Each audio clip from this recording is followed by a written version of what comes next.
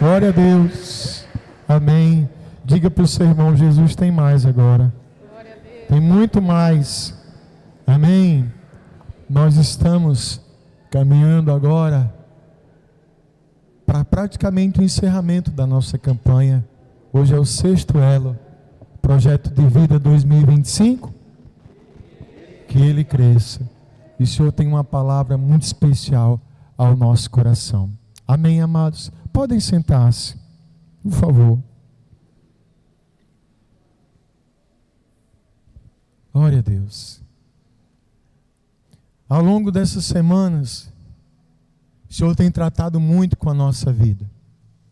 Se nós queremos que 2025 seja de verdade um ano novo, um bom ano, um ano abençoado, como diz João 3,30, é necessário e que é isso que ao longo desses elos o Senhor tem tratado, da necessidade dele crescer, dele ser o maior em áreas especiais da nossa vida. E hoje não vai ser diferente, não. Mais uma área ele quer tratar, e é preciso, antes de mais nada, que desde já a gente possa já estar quebrando todo e qualquer pré-conceito a respeito disso, porque o que vamos falar hoje é tão importante quanto tudo que Deus já falou até aqui através dessa campanha. Quem está comigo aí nessa bênção? Amém?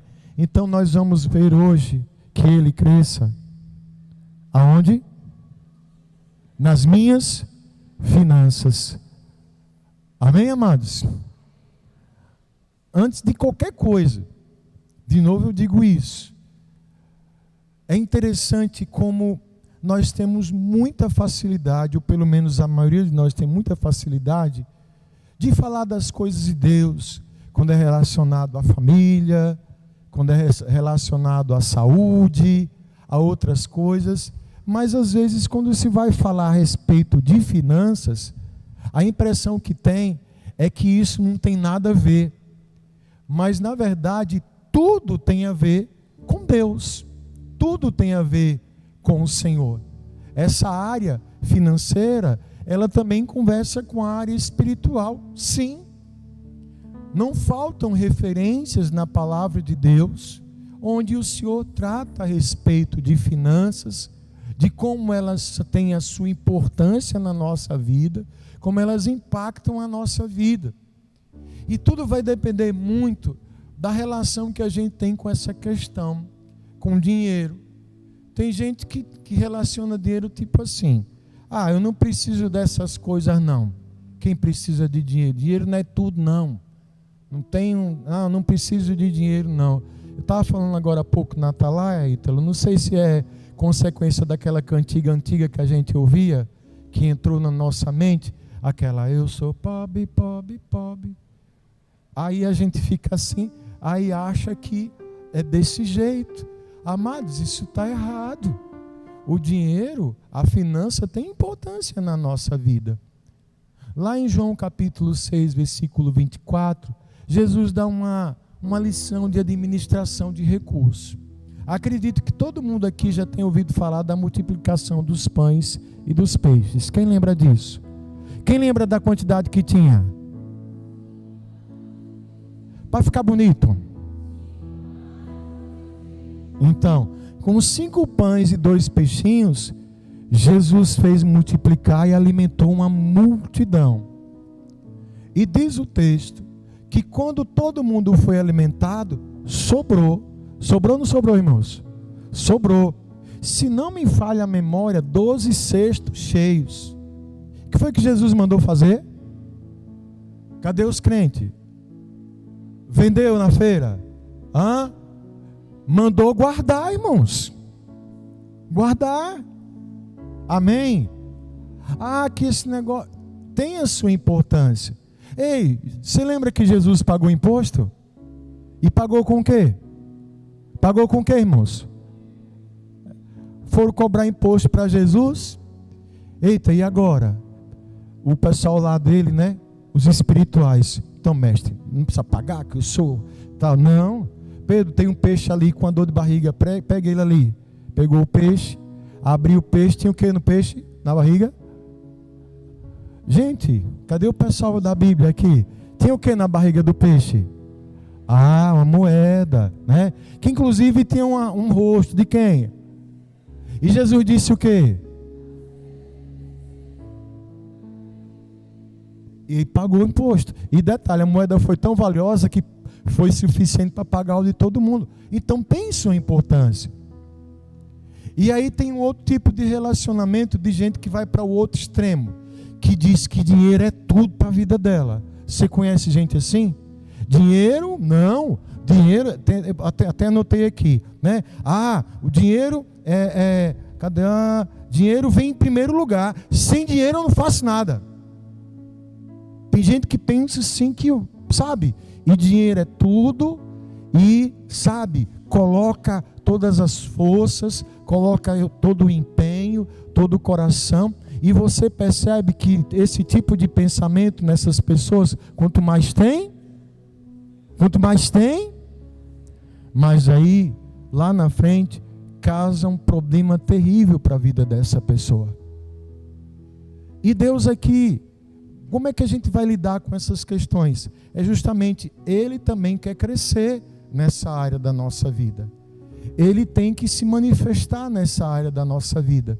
E tudo isso vai passar pelo entendimento de como o Senhor trata sobre isso. É um assunto, amados, que se torna delicado, porque infelizmente a gente ouve tanta coisa distorcida por aí. A gente escuta cada situação que complica. Graças a Deus estamos na casa do Senhor. Graças a Deus tem pessoas inteligentes aqui. Amém, amados?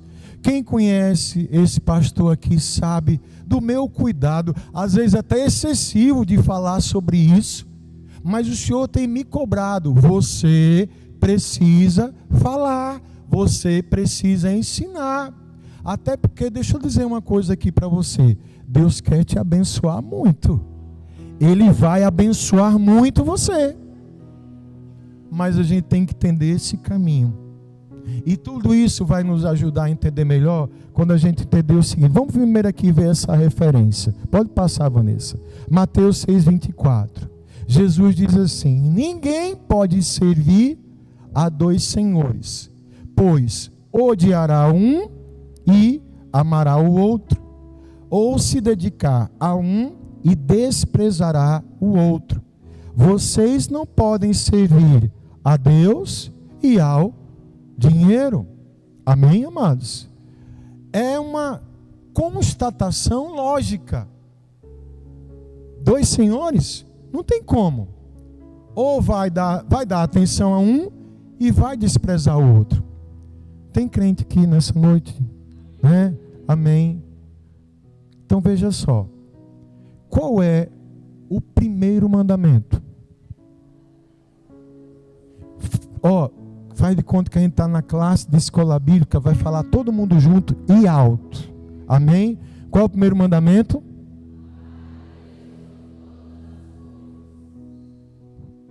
Então, o amor tem que ser para quem em primeiro lugar?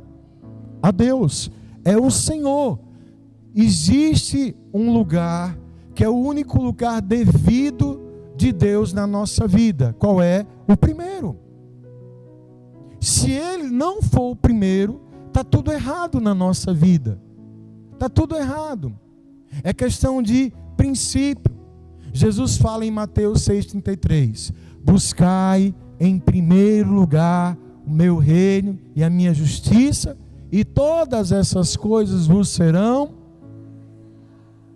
Ele acrescenta aquilo que necessitamos na medida em que Ele é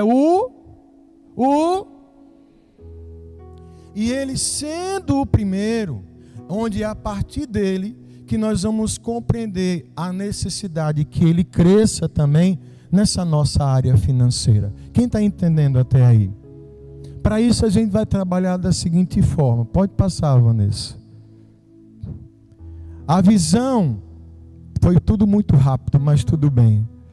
A visão de Deus sobre o dinheiro. Primeira coisa, não é errado ter. O errado é amar o dinheiro. Não é pecado você ter dinheiro. Deixa eu dizer uma coisa, não é pecado você ser rico não, irmão. Que você seja muito rico. Que Deus te abençoe poderosamente. O problema só vai se dar se a gente colocar o amor no dinheiro. Que é o que já diz o texto aí. 1 Timóteo, capítulo 6, versículo 10, diz que, pois o amor ao dinheiro é a raiz de quê, irmãos? E algumas pessoas, por cobiçarem o dinheiro, o que é que aconteceu com elas? Desviaram-se da onde? E se atormentaram a si mesmas com muitos sofrimentos. Então o primeiro ponto é quebrando esse preconceito. Não é errado, não é pecado você querer dinheiro, você ter dinheiro para a sua vida, até porque precisamos de dinheiro para cuidar da vida, das nossas necessidades. É com dinheiro. Se torna um problema se eu coloco o meu coração, o amor no dinheiro. O que é que Paulo disse a Timóteo? Que isso acaba se tornando a raiz de todos os males que acontecem. Por que que tem acontecido tanta desgraça nesse mundo? Na maioria das vezes é porque existe esse amor ao dinheiro, o dinheiro que gera o poder, o dinheiro que gera o domínio. As pessoas trazem sofrimento, as pessoas trazem tormento. Então essa questão sobre o dinheiro é uma coisa importante, que é uma visão que Deus trata a respeito disso. É por isso que mais uma vez eu digo que Deus vai te abençoar muito. Mas a Bíblia também vai dizer assim: se as tuas riquezas aumentarem, não ponhais nela o seu coração, porque aí começa tudo a perder. Amém, amados? Uma outra questão também sobre o dinheiro é o seguinte: o dinheiro, ele desvenda o caráter. O dinheiro é capaz de revelar quem a pessoa é. Você já prestou atenção nisso? Eu estava falando agora também há pouco. Existem pessoas que, quando elas não têm dinheiro, elas são de um jeito, mas quando elas têm dinheiro, elas são de outro jeito. Quem já identificou isso? Já percebeu? Que quando se fala a respeito de dinheiro, ele tem essa capacidade. Na verdade, não é que a pessoa se transforma. Na verdade, a pessoa acaba se revelando a sua essência. Muito de quem nós somos, na questão financeira, acaba também dizendo muito sobre a nossa vida. E essa passagem que diz aí em Atos capítulo 5, é uma história muito triste que aconteceu. Lá na palavra, nesse momento, era muito comum na igreja primitiva, ninguém passava necessidade. A Bíblia diz que eles tinham tudo em comum. Se tinha algum irmão passando por algum aperto, a igreja se somava, a igreja não tinha isso, tudo era de todo mundo. E era algo muito comum, em que as pessoas ali traziam ofertas, entregavam ali aos apóstolos, e eles faziam uma distribuição. Aí tem essa passagem interessante que aconteceu lá. Diz assim: um homem chamado Ananias, juntamente com Safira, sua mulher, também vendeu uma propriedade. Ele reteve parte do dinheiro para si, e sabendo disso também sua mulher, e o restante levou e colocou aos pés dos apóstolos. Então perguntou Pedro: Ananias, como você permitiu que Satanás enchesse o seu coração, a ponto de você mentir ao Espírito Santo e guardar para si uma parte do dinheiro que recebeu pela propriedade? Ela não lhe pertencia? E depois de vendida, o dinheiro não estava em seu poder? O que o levou a pensar em fazer tal coisa? Você não mentiu aos homens, mas sim a Deus. Foi aquele episódio que a gente imagina, né? Ele vendeu um terreno, vamos dizer que ele tinha vendido o terreno por 100. Aí ele chegou e disse: não, vou ficar com 50 e dizer que eu vendi por 50 e está aqui os 50. Isso revela muito de como uma pessoa é. E isso em vários contextos, amados. O caráter da gente, a pessoa, o dinheiro, ele tem também essa capacidade. Se a gente não entende e como é a nossa relação com o dinheiro. Quem está entendendo isso? Tem muito a ver com esse primeiro princípio. Onde está o coração? Onde está o amor? O amor está no dinheiro, o amor está em Deus. O amor está nas finanças, nas coisas materiais, ou o amor está no Senhor? Quem está entendendo isso? Amém, amados? Para ficar mais simplificado ainda, o Senhor traz aqui uma visão muito bacana para a gente compreender melhor o que é o dinheiro na nossa vida. O que é dinheiro na nossa vida? Pode passar, Vanessa, aí. Eita, cadê o de cima? Isso. O propósito do dinheiro é ser uma ferramenta. Eu não sei se eu vou falar de novo, isso fica toda hora, mas eu vou fazer. Não estava aqui de manhã? Tem alguém aqui de manhã que estava de manhã? Gente, ferramenta é algo muito importante na nossa vida. A ferramenta, ela tem sempre um propósito, ela tem sempre uma finalidade para uma circunstância. Só diante de uma situação que você precise de uma ferramenta é que você vai entender o quanto ela é preciosa para você. Falei aqui, essa semana o pedal da bicicleta de Gabriel quebrou, né? Aí a gente providenciou um novo. Cadê Lu? Cadê você, Lu? Lá na Kel Bike fazer, olha, melhor loja de peça de bicicleta, acessórios, Kel Bike, nossa irmã Luciana e Kel. Eu estou falando sério, irmãos. Amém? Abençoe a irmã lá. Amém, amados? Fica ali perto do Bar da Draga, né, Lu? Isso. Aí a gente comprou o pedal lá. Só que aí a gente foi querer, por causa do pessoal que entende bicicleta, estou até com vergonha de Lu agora. A gente foi trocar o pedal usando um alicate. Dá certo, irmão, aí? Dá certo, Lu? A gente descobriu que não dava certo, né? Aí depois a gente tinha uma chave que foi do meu pai, é até uma chave de boca de regulagem, mas ela era muito grosseira. Também não deu certo.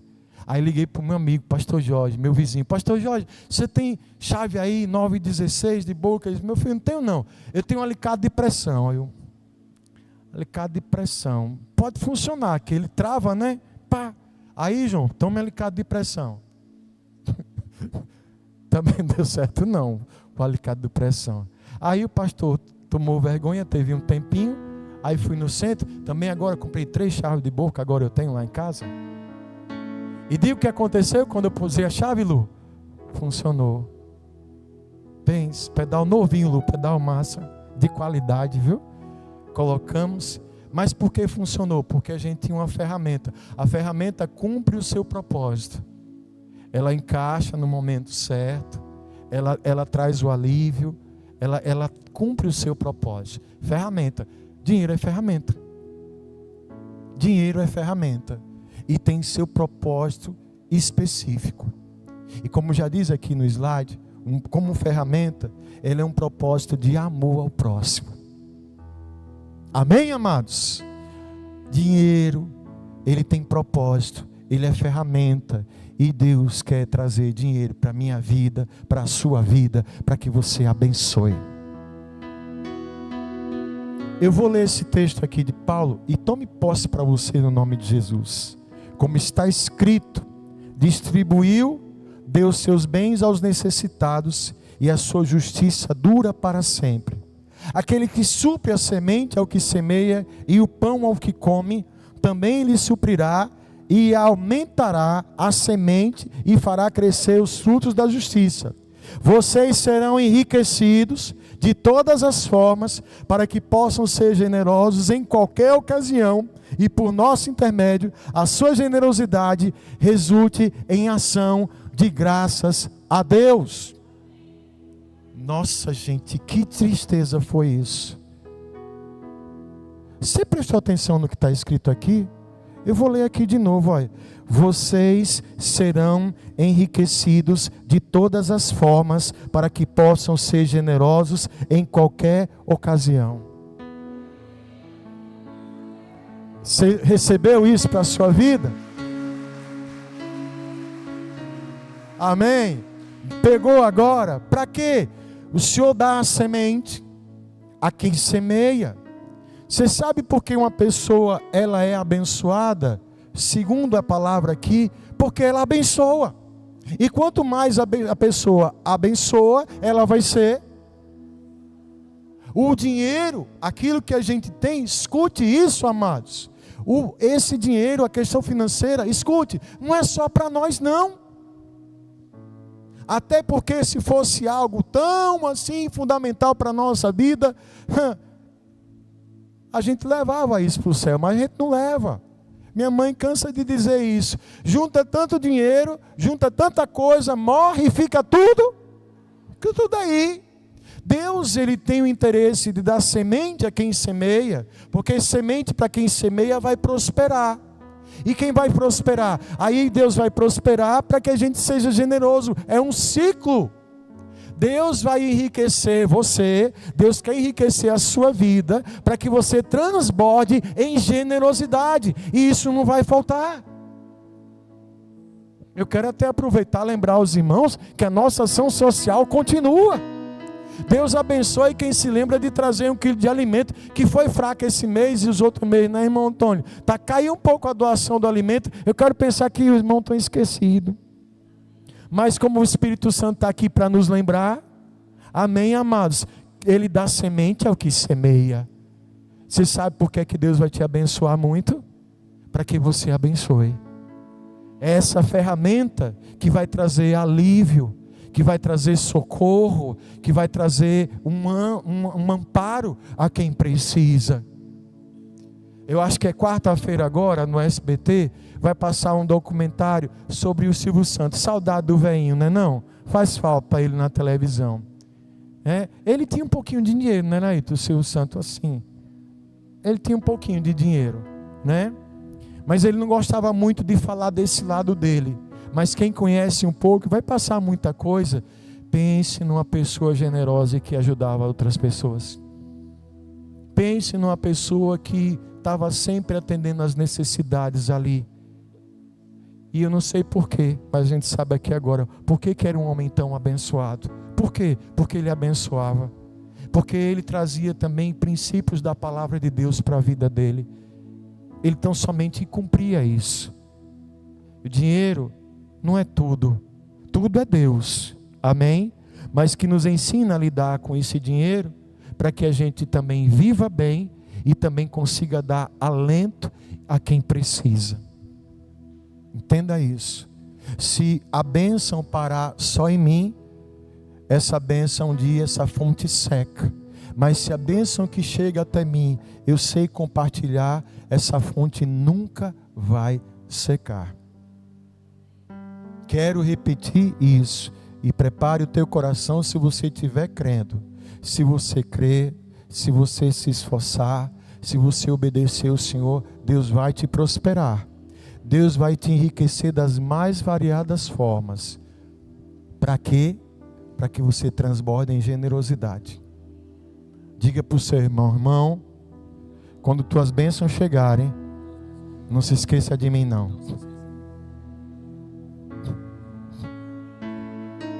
Amém? Vai chegar. Vai chegar. Amém? E qual é o outro propósito dessa ferramenta, pastor? Olha aí, essa outra ferramenta é uma ferramenta de adoração a Deus e é também um medidor da minha fé. O dinheiro é isso. Dinheiro é ferramenta de adoração ao Senhor e é uma ferramenta que mede a minha fé nele.